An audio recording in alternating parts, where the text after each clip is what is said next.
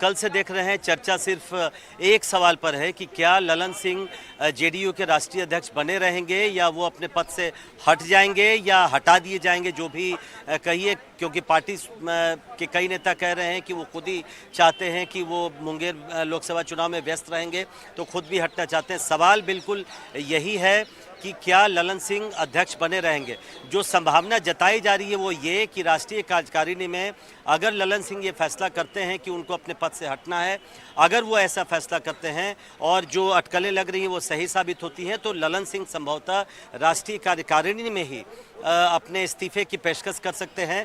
और अगर वो पेशकश करते हैं उसके बाद आमतौर पर होता ये है कि कई नेताओं का भाषण होता है और फिर एक नाम प्रस्तावित किया जाएगा और संभवतः ललन सिंह की तरफ से एक नाम प्रस्तावित किया जाएगा और वो नाम नीतीश कुमार का हो सकता है या संभावना रामनाथ ठाकुर को भी लेकर है। लेकिन ज़्यादा संभावना ये है कि अगर ललन सिंह हटते हैं तो खुद नीतीश कुमार जेडीयू की कमान अपने हाथों में लेना चाहेंगे, तो ललन सिंह के तरफ से नाम का प्रस्ताव हो सकता है। और फिर राष्ट्रीय परिषद की जो बैठक होनी है 3:30 बजे, उसमें राष्ट्रीय कार्यकारिणी में जो फैसले लिए गए हैं उसका अनुमोदन किया जाता है, उस पर मुहर लगाई जाती है। यही प्रक्रिया होती है जेडीयू के अंदर, जो प्रक्रिया होती है वो यही है। और इसलिए उम्मीद ये की जा रही है कि अब से 11:30 बजे जो बैठक शुरू होगी राष्ट्रीय कार्यकारिणी की, उसमें जो कयास लग रहे हैं उसमें विराम इसी बैठक में लग जाएगा। और क्या ललन सिंह इस्तीफा देंगे? अगर देंगे तो जैसा मैंने बताया वही होने वाला है। अगर नहीं देंगे तब फिर ये देखना दिलचस्प होगा कि आखिर जो इस बैठक को इतना हाइप दिया गया पार्टी की तरफ से भी, मीडिया की तरफ से भी, वो ये बैठक बुलाई क्यों गई थी। लेकिन मुझे लगता है कि संभावना इस बात की ज़्यादा है कि ललन सिंह अपना पद त्यागेंगे और संभवतः नीतीश कुमार जेडीयू के राष्ट्रीय अध्यक्ष बनेंगे। अच्छा प्रशांत, दो छोटे छोटे सवाल इससे जुड़े हुए हैं, क्योंकि देखिए अब ललन सिंह अगर हटते हैं तो फिर एक सवाल यहाँ पर ये होता है कि जेडीयू में सब कुछ ठीक है क्या, वहाँ पर कैसी इसको लेकर चर्चा है, क्योंकि पोस्टर्स भी हमने देखे वहाँ जो लगे उनके दफ्तर के बाहर।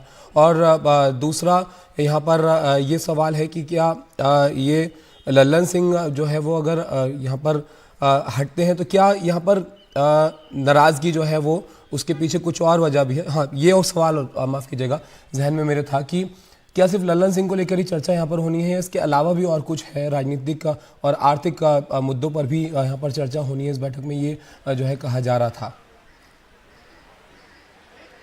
नहीं, देखिए ताबिश, जब ये बैठक बुलाई गई थी तब ये कहा गया था कि 2024 का लोकसभा चुनाव है, उसकी तैयारी के लिए संगठन में चर्चा की जानी चाहिए और इसलिए ये एक रूटीन अफेयर है। हर साल पार्टी की राष्ट्रीय कार्यकारिणी की बैठक होती है, लेकिन राष्ट्रीय परिषद की बैठक ज़्यादातर नहीं होती है। कई बार केवल राष्ट्रीय कार्यकारिणी की बैठक होती है जिसमें करीब करीब 90 के आसपास सदस्य होते हैं और राष्ट्रीय परिषद में और ज़्यादा सदस्य होते हैं।